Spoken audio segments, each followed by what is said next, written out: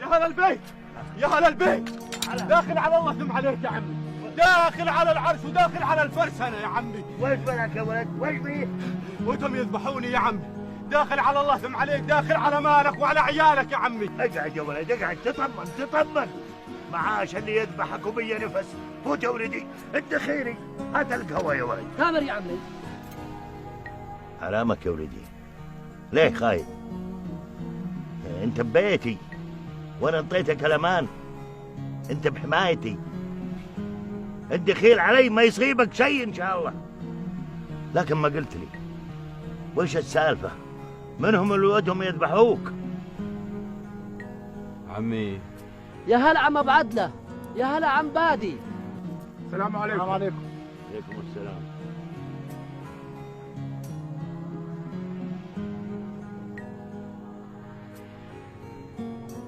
علامكم وش بيه؟ وش اللي صار؟ رديناهم خايبين. عافية عافية النشامة.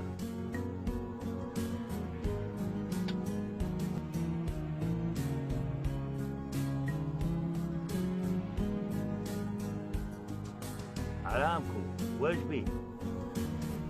ولدك هشال. علامه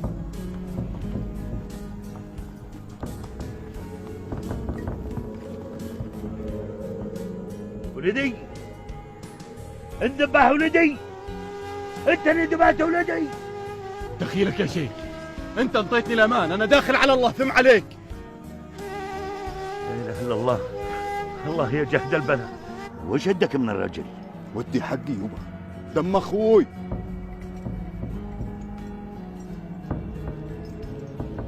تقاضيه؟ وانت القاضي.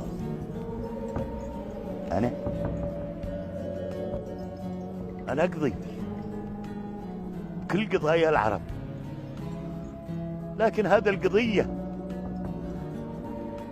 شلون ودي أقضي بيها؟ المذبوح ولدي وذباحه ضيفي.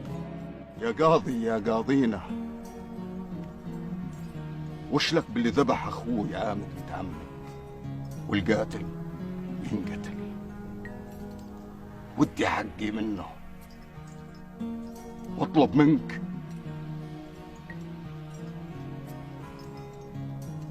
تحكم عليه بالقتل. قوم اقعد مكانك.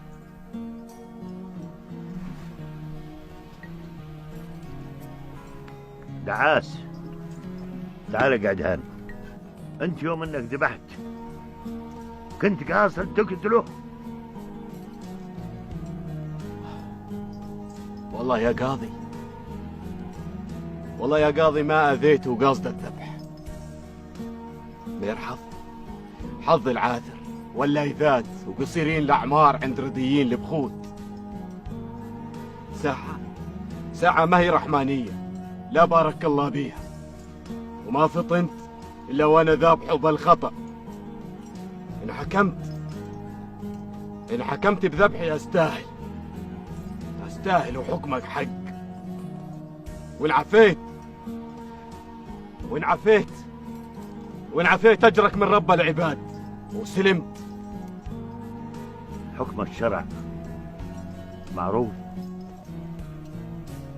وحكم السوادي اللي من قبلي معروف.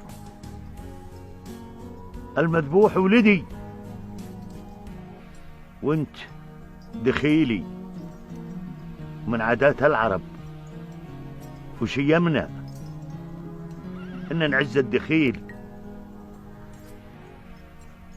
وانا